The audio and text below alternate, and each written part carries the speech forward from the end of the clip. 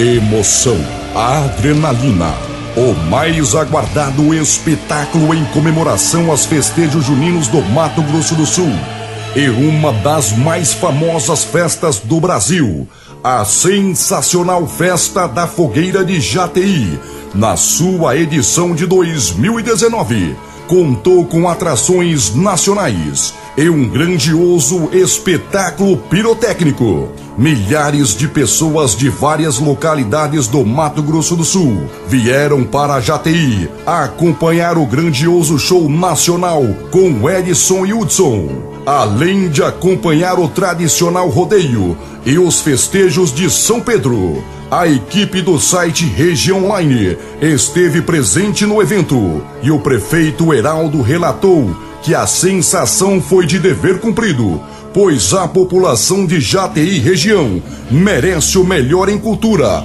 arte, diversão e em todas as outras áreas diversas. Parabéns, prefeito Heraldo Jorge Leite. Parabéns, população de Jataí. Tudo bendiga.